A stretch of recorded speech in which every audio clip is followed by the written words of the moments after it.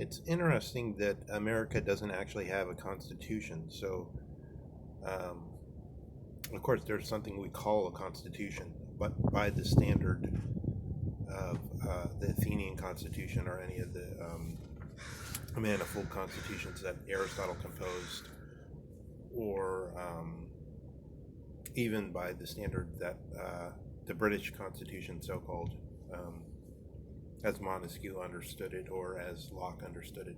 So we have the founding statement. Americans have the founding statement, which gives what would be a constitution, but it's only a couple lines: life, liberty, pursuit of happiness. All men are equal, and these truths are self-evident. So those are um, the kind of things we would want in a constitution, but it's not spelled out at all. So there's that explains in some way why there's such a large and confused clamor over these issues. We have, um, as David Seepley clarifies, we have a corporate charter, um, and that's basically what the Constitution is. So when Schmidt is saying, when Carl Schmidt is saying that liberalism is not what it claims to be, what he's saying is, in effect, actually there's something else called culture.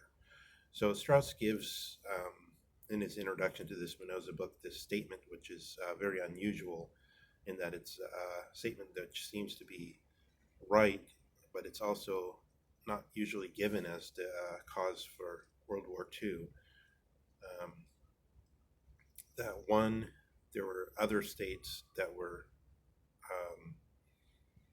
constitutional democracies, the Weimar Constitution governed at that time, that suffered during the global depression, and they didn't suffer the same fate as Nazi Germany, as the Nazi Revolution didn't happen there. Two, Strauss says, and what was so fateful here was the civilization culture difference. So civilization has to point then to a certain form of belief in objective rationality, which reached its culmination probably in the rights of man and the citizen in the French statement and in the French Revolution, which is what Hegel was largely inspired by. So this, so civilization here, we can say, has a specific meaning in the tradition, and then we're involved in a genetic circle if we have to state where are we beginning. So if we begin from something like quote unquote common sense, so the common sense circa the year 2000, circa the year 2020 has changed considerably. One might say there's generational differences, and generation proves not to be a cycle like it was in the biblical text, but like the passing of seasons, but rather it seems to go on changing and changing and changing, possibly into a vanishing point, or as people are always talking about now, singularity and so forth, or into something inhuman, is some kind of biological mutation, perhaps some kind of material mutation could be involved. But if we begin, so either we could begin, for instance, with the notion that the common sense view is the origin of the other views, say the views that claim to be have gone up from opinion, gone up from the general opinion of mankind, as it were, to something claiming to be higher, where then the peak of that is apparently the statement that all men are created equal and other things. And like statements, so far as they claim to be justified on some analysis of the idea of human being. So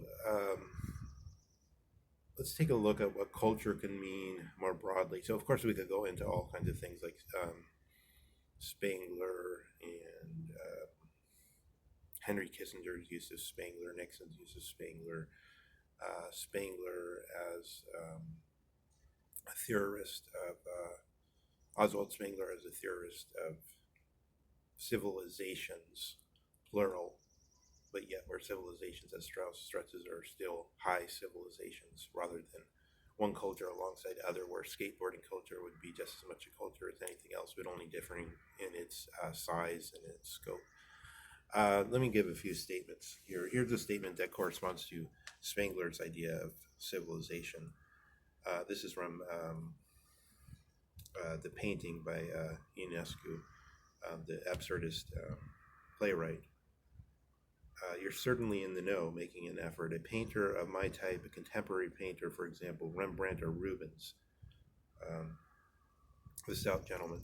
I don't know those gentlemen, even though I'm not an ignoramus. The painter, oh, I know that very well. Rembrandt or Rubens, the stout gentleman. You're not talking about non-representational painting, I hope. The painter, oh no, sir. I've done with that. I've been through that stage. I've come back to reality now. So the idea there is you can go into different styles of art. Art is an idea. So remember, a human being is an idea too. And you can revolt from them. But then you can come back. So civilization as a whole, all the different forms of civilization, the form of government, as it were, form of architecture, everything could scatter and return, and we might have some things that were still, it's as though there's an eternal plane where the civilizations live, and then some features of ancient Greeks, like the so-called democracy, could return and come back thousands of years later, as I believe that de Tocqueville thought himself to see in America, for instance. Let me give a statement of Nietzsche from Aphorism 221 from Human All Too Human. This is just an excerpt from that long aphorism. To restrict oneself so may appear absurd. Nevertheless, there is no way to get beyond realism than to limit oneself. So he's talking about things like the counterpoint in classical music coming in with Palestrina, and later with Bach. He's talking about in Western music. He's talking about in ancient times Gorgias, the sophist, that he had certain tropes which he used, certain manners of making argument and oratorical devices. So in the largest art, we would say that physics, Nietzsche is attacking as having this virtue normativa, which is to say it limits itself in a certain way. So for instance, by Heisenberg, it's made these statements about reality is the measurable, which are still familiar in current physics usage. And also the basic statement that we're coming out with a specific notion of causality, and then using that to deduce everything else from. So in this way, Nietzsche is criticizing the problem of what later we'll call an axiom, or there's some limit put on things, and then you work with that. But then obviously you're not just in the basic reality. You're in your art in a specific way. So in the I heard a lecture many years ago by Peter Greenaway, the director, the film director, where he said the films that look to us, which everyone said were realistic, circa some certain year in the 60s or so, and then he said whenever we would look back, we would see that they weren't realistic anymore. So the ground of belonging to a specific time period defines what the straightforward reality is in a way, and then defines how you're.